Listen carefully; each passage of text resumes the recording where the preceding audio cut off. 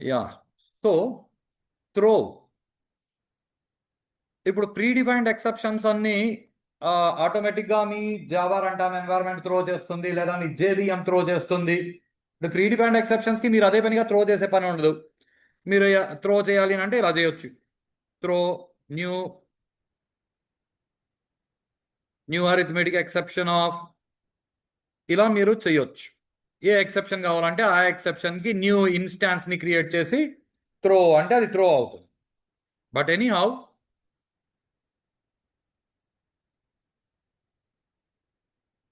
Concept is throw ఎక్కడ వాడతామనంటే user defined ఎక్సెప్షన్లు తయారు చేసి వాడేటప్పుడు. ఇప్పుడు అరిథమెటిక్ ఎక్సెప్షన్ ఎప్పుడు వస్తుందో జేఆర్ఈకి తెలుసు, నంబర్ ఫార్మేట్ ఎక్సెప్షన్ ఎప్పుడు వస్తుందో జేఆర్ఈకి తెలుసు. కాబట్టి అవి వచ్చినప్పుడు అంతా జేఆర్ఈ త్రో చేస్తుంది. మనము తయారు చేసే ఎక్సెప్షన్స్ ఎప్పుడు వస్తాయో జేఆర్ఈకి తెలియదు. కాబట్టి మనం తయారు చేసే ఎక్సెప్షన్స్ని మనం అదే పనిగా త్రో చేయాల్సి ఉంటుంది, ఎక్స్ప్లిసిట్గా త్రో చేయాల్సి ఉంటుంది. కాన్సెప్ట్ రైటా? ఎలా ఉంటుందని అంటే ఒక చిన్న ఎగ్జాంపుల్ కోడ్ చూపిస్తాను, ఓన్లీ ఎగ్జాంపుల్ని గమనించండి. ఏదో class voting extends frame implements whatever it is, you write public void action performed.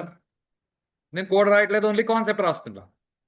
దీనిలో మీరేం చేస్తారు, int a is equal to T2 dot get text of, దాన్ని పార్సింగ్ చేస్తారు ఏజ్, రైటా? ఆ తర్వాత మీరు కోడ్ ఏం రాస్తారు, if a greater then 18, either ఆ టెక్స్ట్ బాక్స్కి set text of eligible for voting,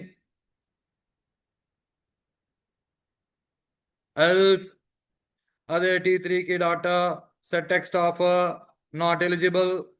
concept రైటా? మీరు మామూలుగా చేసే పని ఇది. ఓకే, నేను ఒక ఎగ్జాంపుల్ మాత్రమే చూపుతున్నా. ఒక రకంగా చెప్పాలి అంటే ఇలా చేయడమే మనకి ఈజీ. కానీ మనకి టెస్టింగ్ టూల్స్ అని ఒక టాపిక్ ఉంది, మనకి సిలబస్లో లేదు. బయట ఉద్యోగాలకు వెళ్ళినప్పుడు మీకు నెట్వర్క్ అడ్మినిస్ట్రేటర్ అని ఉంటారు, రైటా? సాఫ్ట్వేర్ ప్రోగ్రామర్ అని ఉంటారు, ఫుల్ స్టాక్ డెవలపర్స్ అని ఉంటారు, సాఫ్ట్వేర్ టెస్టర్స్ అని అంటారు, రైటా? వాళ్ళు ఏం చేస్తారు అంటే టెస్టింగ్ టూల్స్ యూస్ చేసి సాఫ్ట్వేర్ కరెక్ట్గా రన్ అవుతుందా లేదా దాన్ని డీబగ్ చేస్తారు. అలా డీబగ్ చేసే వాళ్ళకి ఎక్సెప్షన్స్ వస్తే వాళ్ళు దాన్ని డీబగింగ్ కరెక్ట్గా చేస్తారు. కాబట్టి ప్రోగ్రామర్లు అవసరమైన చోట ఇలాంటి మెసేజ్లు ప్రొవైడ్ చేయడం కాకుండా వాళ్ళు ఎక్సెప్షన్స్ని త్రో చేయండి. కంపెనీస్ ఆ కంపెనీ వాడు ఏం కావాలనుకుంటే ఆ ఎక్సెప్షన్ త్రో చేయని చెప్తాడు. ఇప్పుడు ఆ ఎక్సెప్షన్ని త్రో చేయాలంటే ఆ ఎక్సెప్షన్ని మీరు తయారు చేయాలి. ఇప్పుడు జాగ్రత్తగా గమనించండి, క్లాస్ యుఏఈ ఇదేదో కొత్త తయారు చేస్తున్నా. ఓకే, యుఏఈ దీని కన్స్ట్రక్టర్.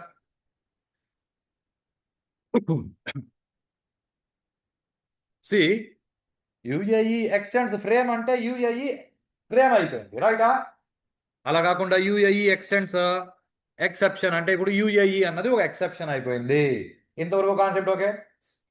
ఇప్పుడు మామూలుగా మనకి అర్థమెటిక్ ఎక్సెప్షన్ వచ్చినప్పుడు వాటిలో Java dot long dot arithmetic exception colon forward slash division by 0, number format exception అయితే ఫార్ ఇన్పుట్ స్ట్రింగ్ డబుల్ కోట్స్లో ఏ, ఇలాంటి మెసేజ్లు ఎలా అయితే వస్తాయో అలాంటి మెసేజ్ మనం ఇవ్వాలనుకోండి. అలాంటి మెసేజ్ మనం ఏదైనా ఇవ్వాలి అంటే ఈ ఎక్సెప్షన్ క్లాస్ ఉంది కదా, అన్నిటికీ బేస్ క్లాస్. ఈ క్లాస్లో ఒక స్ట్రింగ్ ఆబ్జెక్ట్ ఉంది, దాని పేరు మనకు అవసరం లేదు. ఇప్పుడు ఆ స్ట్రింగ్లోకి మనం డాటాని స్టోర్ చేసుకోవచ్చు, మనకేం కావాలంటే ఆ డాటాని. ఇప్పుడు ఈ యుఐ యొక్క ఇమ్మీడియట్ బేస్ క్లాస్ యొక్క కన్స్ట్రక్టర్కి మనం ఆర్గ్యుమెంట్స్ పంపాలి అంటే సూపర్ ఆఫ్ అని పంపొచ్చు. సూపర్ ఆఫ్ ఇక్కడ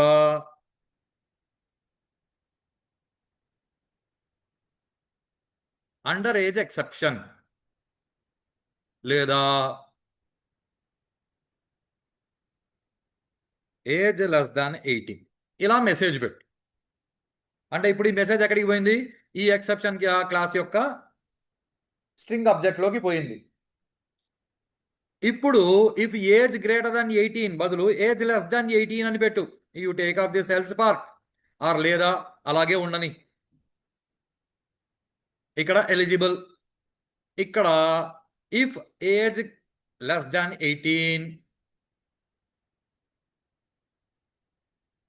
త్రో న్యూ యుఏఈ ఆఫ్, జాగ్రత్తగా గమనించండి. Throw throw new UAE of అనే ఎక్సెప్షన్ ప్రీ డిఫైన్డ్ లేదు, ఇది యూజర్ డిఫైన్డ్ ఎక్సెప్షన్.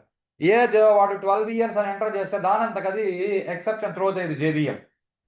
మీరు అదే పనిగా త్రో చేయాలి.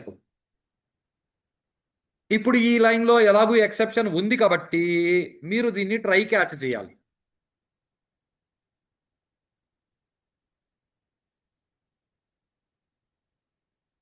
క్యాచ్ ఎక్సెప్షన్ ఈ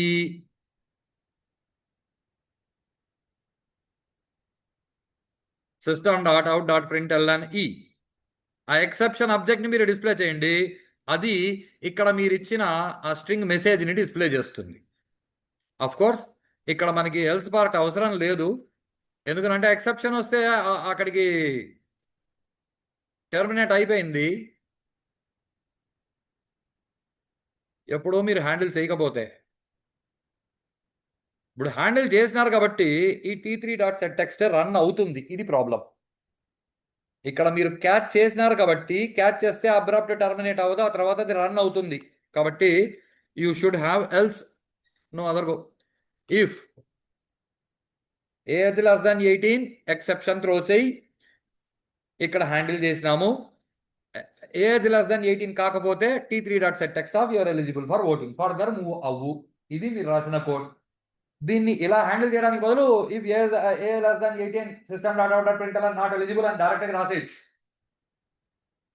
మామూలు ప్రోగ్రామర్ అయితే అంతే ఆలోచిస్తాడు, అదే ఈజీ కదా దీనికంటే కూడా అని. కానీ టెస్టింగ్ టూల్స్ యూజ్ చేసేటప్పుడు ఇక్కడ ఎక్సెప్షన్ త్రో అయితేనే ఇక్కడ ప్రాబ్లం ఉందా లేదా అనేది టెస్టింగ్ టూల్స్ కరెక్ట్గా ఐడెంటిఫై చేస్తాయి. కాబట్టి కంపెనీ వాడు మీరు ఎక్సెప్షన్ హ్యాండ్లింగ్ చేయండి, ఒక యూజర్ డిఫైన్డ్ ఎక్సెప్షన్ తయారు చేయండి అని వాడు డాక్యుమెంటేషన్లో స్పెసిఫికేషన్ ఇస్తాడు. వాడు ఇస్తే మనం ఖచ్చితంగా ఇలాగే కోడింగ్ రాయాల్సి ఉంటుంది.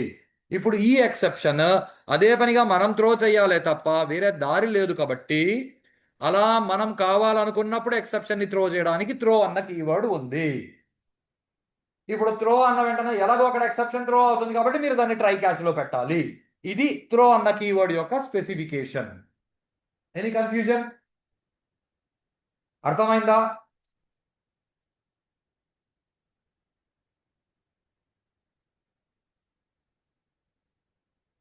Then comes another keyword, throws. See, throw అన్నది వేరే కీవర్డ్, థ్రోస్ అన్నది వేరే keyword.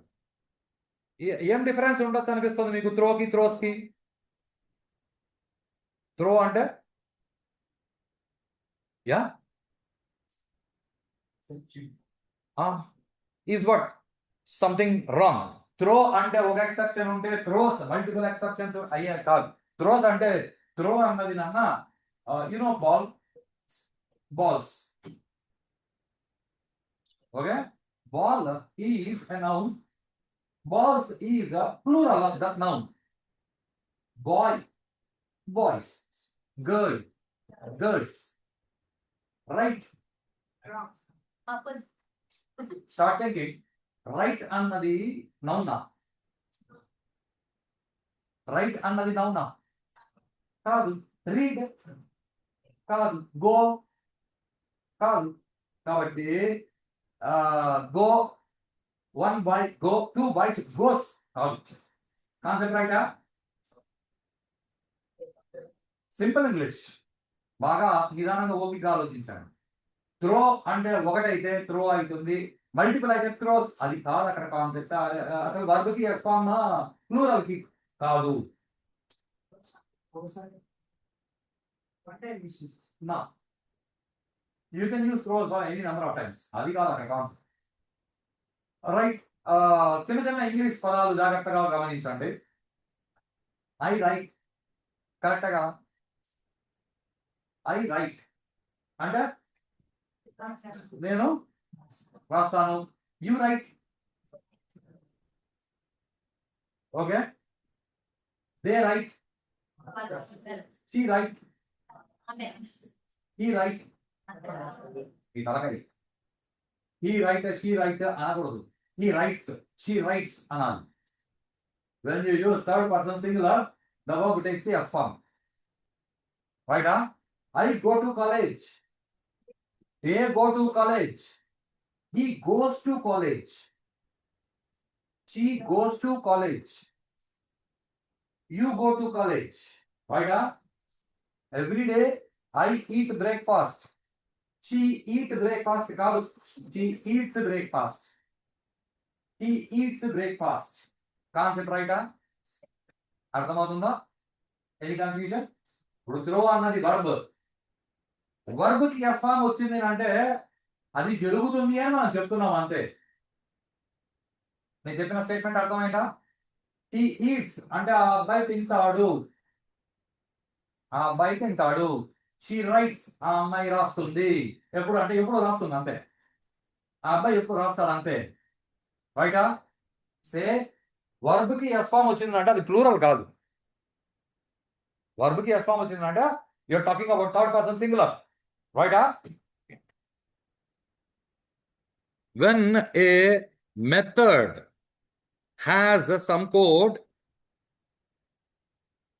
that throws exception and under,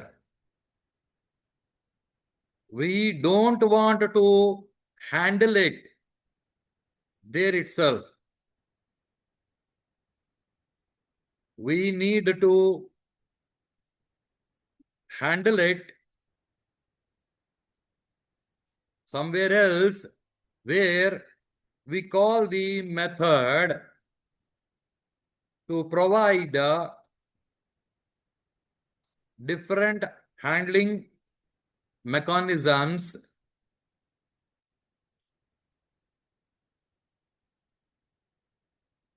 then we can define the method.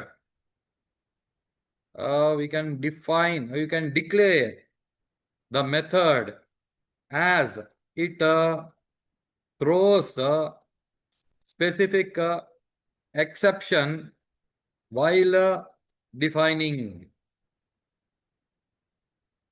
కొంచెం జాగ్రత్తగా గమనించండి. ఇది అర్థమైందా?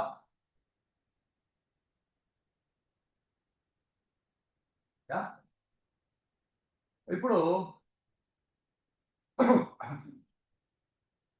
మీకు చాలా మంది లెక్చరర్లు వస్తారు, రైట్? ఓకే. ఒక్కొక్క లెక్చరర్ ఒక్కొక్కలా ఉంటుంది క్లాస్. ఒక్కొక్క లెక్చర్ మీరు ఏదో మాట్లాడాలనుకోండి, క్లాస్లో మీరు మాట్లాడాలనుకోండి. ఒక్కొక్క లెక్చరర్ ఒక్కొక్కలా రియాక్ట్ అవుతుంది. ఒక లెక్చరర్ షటప్, స్టాండప్. ఇంకొక lecturer get out of the class. ఇంకొక లెక్చరర్ నోరు మూసుకొని పాఠం వినండిరా. కరెక్టా కదా? ఓకే. ఇప్పుడు ఫర్ ఎగ్జాంపుల్ మిమ్మల్ని ఏదో బయట పంపాలనుకోండి, ఏదో ర్యాలీ కోసం పంపారు. ఏదో జెడ్పీ స్కూల్ గ్రౌండ్లో కలెక్టర్ మీటింగ్ ఉంది, దానికి పోండి స్టూడెంట్స్ అన్నారు. ఇదంతా బాగానే. ఇప్పుడు మీరు అల్లరి చేసే పిల్లలు ఎవరో ఉన్నారు అనుకోండి. ఇప్పుడు రెస్పాన్సిబిలిటీ ఎవరిది అంటే పంపించేది ప్రిన్సిపాల్ మేడం కాబట్టి ప్రిన్సిపాల్ మేడము జాగ్రత్తగా వినండి. పంపిస్తున్నది ఒక లెక్చరర్ని అనుకోండి. ఒకవేళ ఫర్ ఎగ్జాంపుల్ రాఘవేంద్ర సార్ని పంపించారు అనుకోండి. ఏమా వీళ్ళు అల్లరి చేసే అబ్బాయిలు ఉన్నారు జాగ్రత్త అని చెప్పే పని లేదు. ఎందుకంటే రాఘవేంద్ర సార్ ఉంటే ఎవరు అల్లరి. Statement 1 concept okay. చాలా జాగ్రత్తగా ఆలోచించారు. ఎందుకంటే ఒకవేళ మీరు అక్కడ దారిలో ఏదైనా పనికి మాలిన పని ఒకటి చేశారనుకోండి, రాఘవేంద్ర వీళ్ళు హ్యాండిల్ ఆటోమేటికల్.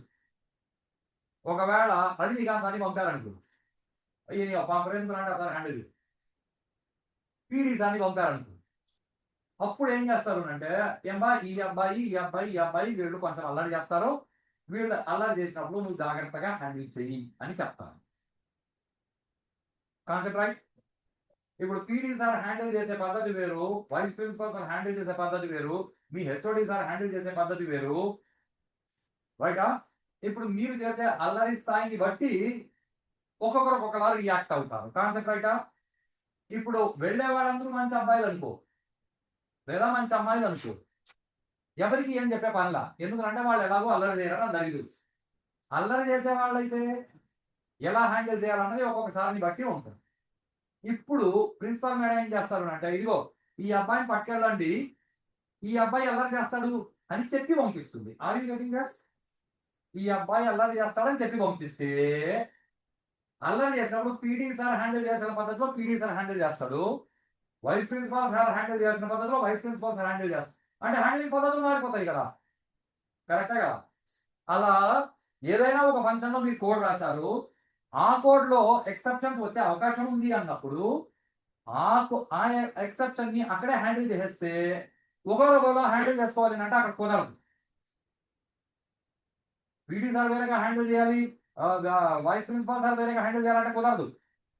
ఇక్కడ ప్రిన్సిపాల్ మేడమే హ్యాండిల్ చేస్తే వాళ్ళు హ్యాండిల్ చేసే కాన్సెప్టే ఉండదు, కానీ అక్కడ హ్యాండిల్ చేయాలి, అవసరాన్ని బట్టి మార్చాలి అన్నప్పుడు వీడు అల్లరి చేస్తాడు అని చెప్పి పంపాలి. కాన్సెప్ట్ రైటా? అలా ఏదైనా ఒక ఫంక్షన్ ఆ ఫంక్షన్ ని కాల్ చేసిన చోట ఎక్సెప్షన్ హ్యాండిల్ చేయాలన్న రూల్ ఇంపోజ్ చేయాలి. అంటే ఆ ఫంక్షన్ ని డిఫైన్ చేసినప్పుడు ఆ ఫంక్షన్ థ్రోస్ అని చెప్తే చాలు, మీరు కాల్ చేసే చోట దాన్ని హ్యాండిల్ చేస్తేనే మీ కోడ్ కంపైల్ అవుతుంది, లేకపోతే కంపైల్ అవ్వదు. కాన్సెప్ట్ అర్థమైందా? ఈ కథను ఓన్లీ గుర్తుపెట్టుకోండి. ఈ కథకి సంబంధించి లైవ్ ఎగ్జాంపుల్ నెక్స్ట్ క్లాస్ లో చూస్తాం. ఎందుకంటే త్రో అన్నది మీరు అంత రెగ్యులర్ గా వాడరు unless you right A user defined exception. కానీ త్రోస్ అన్నది మీరు దాదాపుగా రెగ్యులర్ గా వాడే అవకాశాలు మీకు వస్తాయి. కాబట్టి దీనికి లైవ్ ఎగ్జాంపుల్ చూస్తాము. That will see tomorrow.